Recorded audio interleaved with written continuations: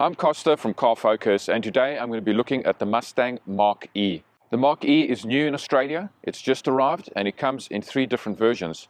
But before I go into too much detail, we do cover quite a lot in these videos, so if there's something specific that you want to watch or read up on, look in the description below and click to the chapter that interests you. Ford Mustang Mach-E comes in 3 different models, the Select, the Premium and the GT. The Select has 198 kilowatts, single electric motor that drives the rear wheels. It produces 430 Newton meters of torque and is powered by a 73 kilowatt hour battery. The estimated range on that one is 470 kilometers. Henry Ford was famous for saying, if I'd asked people what they wanted, they would have told me they want a faster horse. This was around the time that he first introduced the Ford Model T to the world. Mach-E is no different, except today's innovator isn't Henry Ford specifically, but probably Elon Musk with a Tesla. When he introduced the electric car to the world, everybody would have said they still wanted an internal combustion engine. But since Tesla has been so successful, the rest of the manufacturers have had to adapt and evolve. Mach-E is one of those adaptations. It's Ford's evolution of the electric car and Ford's evolution of the Mustang. Let's have a closer look. Starting at the front of the vehicle, the car that we have here today is the GT, the top of the range in the Mach-E's that's available in Australia. It's got LED daytime running lights and LED dynamic headlights. You've got an air scoop in the front bumper, park sensors, the piano black finish on the front and on the air splitter at the bottom. Aerodynamic front grille, 360-degree view camera, and the iconic Mustang badge. A dynamic front grille that can open up and allow extra air to come in to cool the radiators when the battery overheats. The only place you're going to find the Ford logo on the new Mustang is right there on top of the windscreen. It's got a sound screen which is designed to decrease the amount of noise coming through the front windscreen. The front windscreen also has a demister built into it, and in addition you get these sensors on the front dash, this active camera and windscreen wiper sensors for all of the advanced driving aids. Mach-E comes with a glass roof all the way through that cannot be adjusted or opened. Looking at the Mustang Mach-E's key, you've got the traditional unlock and lock buttons, and you've also got these 2 double press buttons, one to release the front trunk and one to release the rear tailgate. The key insert is a blank because there's nowhere to use a physical key on this car. The front trunk has got gas struts, making it really easy to open and stay open. Front trunk with a storage light and an internal release switch. Reasonably sized front trunk with a lot of space in there.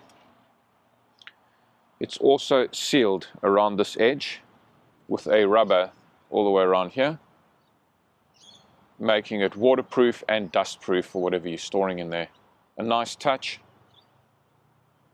The Mustang logo embossed just inside the bonnet there.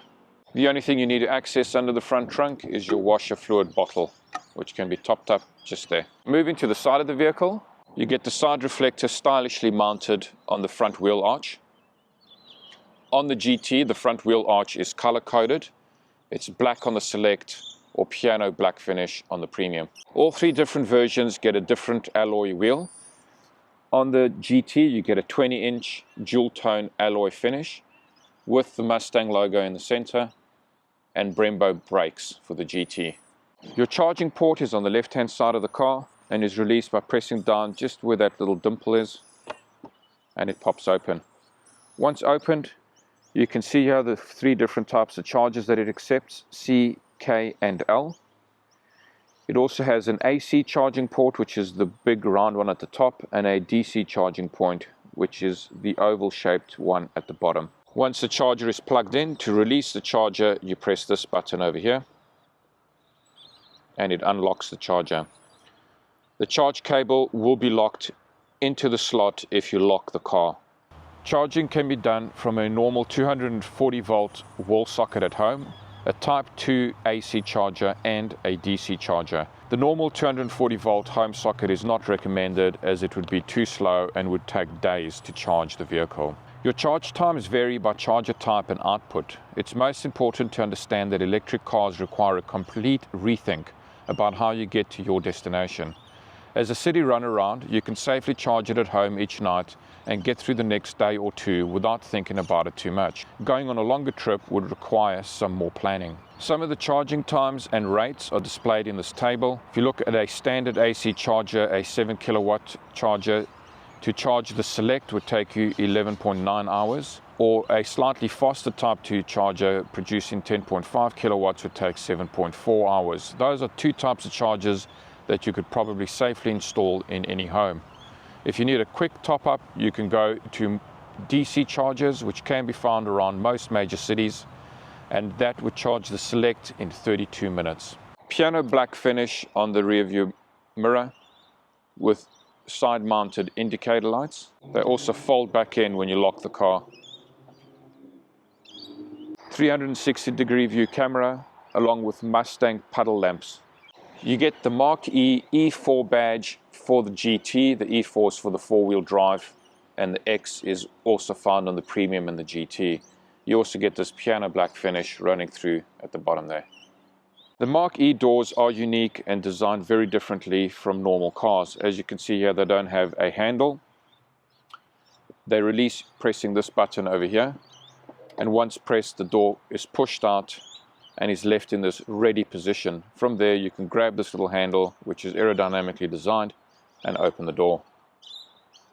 Once in the open position, the car door won't physically close. You actually have to pull it open to release this little foot so that the door will then close again. Piano black finish on the two door pillars with more black just there joining the glass roof and the body. Privacy glass on the rear window, and a push button release for the rear passenger as well. Moving to the back of the vehicle, you get a dolphin fin aerial and a high mounted rear spoiler. You get the iconic Mustang 3-tiered lights with an electric twist to it, the line running through the center. You get the reverse camera and the GT badge.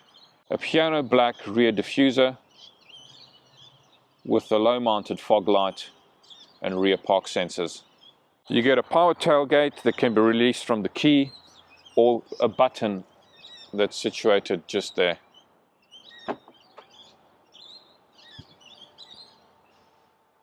A floating rear parcel shelf that gets out of your way every time you open the rear boot. Your rear boot floor has got two height settings, this one and a lower one that will give you more loading space.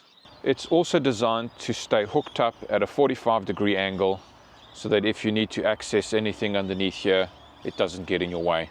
Mach-E comes with a run flat kit, which gives you everything you need to get the car going again, including a can of filler to refill a punctured tire and a small compressor to then pump it back up with air. B&O sound system standard in all Mach-E's, a 12-volt power point, and a hook. A 60-40 split of the rear seats to give you a flat loading area.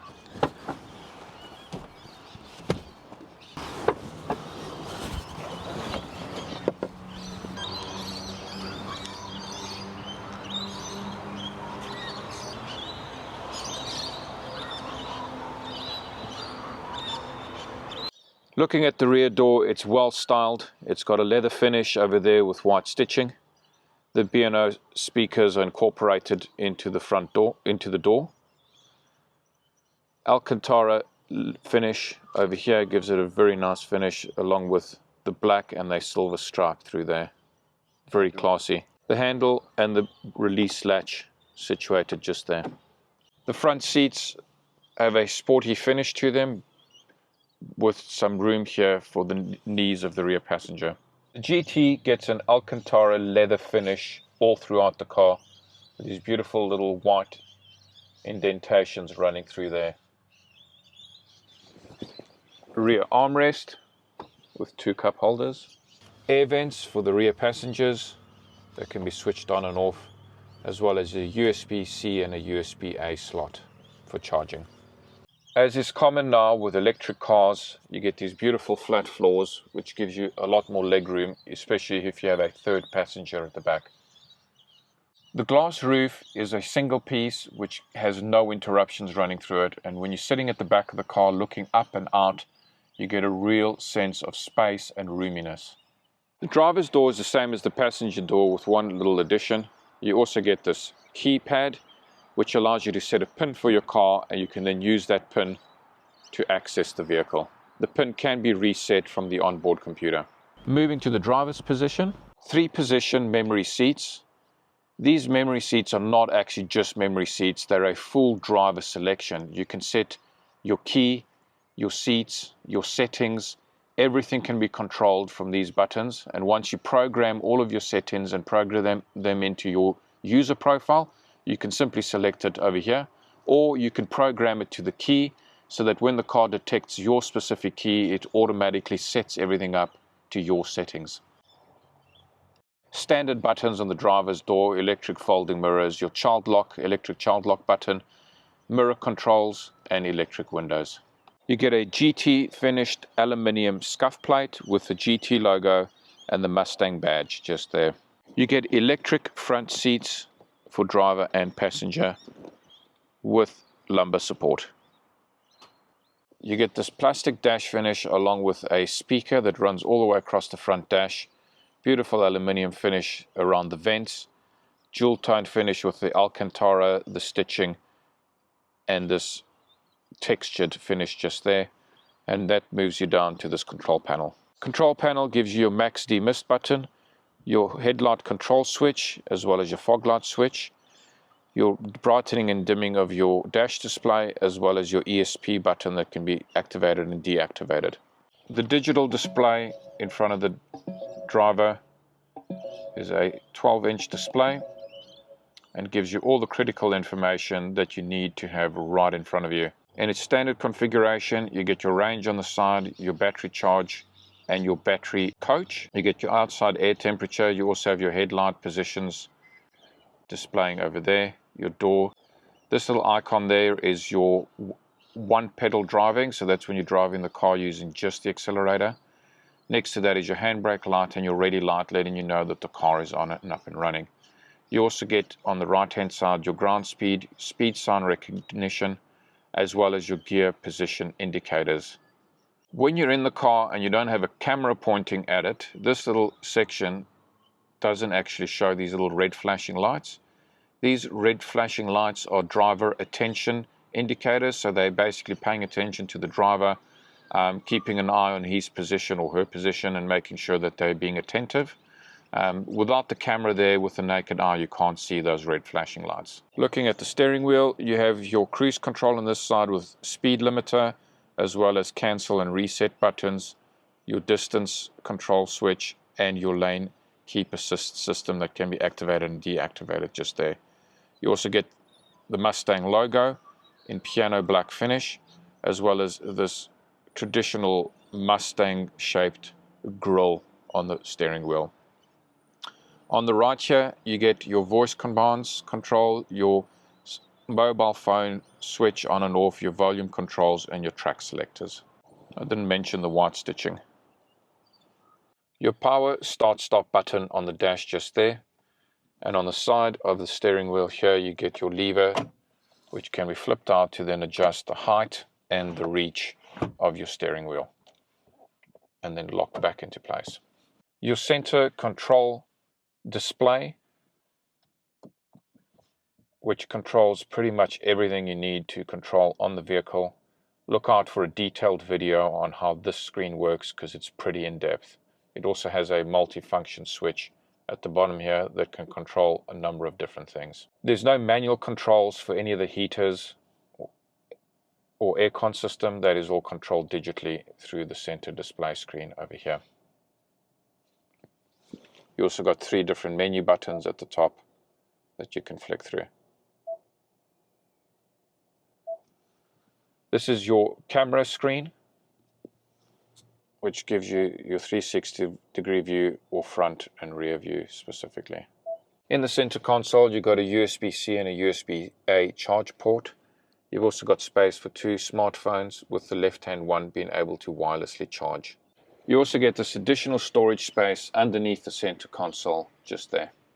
You get 2 cup holders, left and right, and then you also get the self-park function, your emergency hazard lights, your electric handbrake, and your electric gear position selector. Your center armrest has the GT logo embossed over there, as well as this beautiful white stitching that runs across it just there.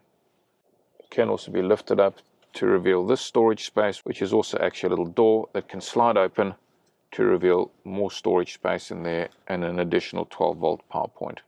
If there's any other vehicles you want us to do a walkthrough on, leave that in the comments below. Thank you for watching, and don't forget to subscribe.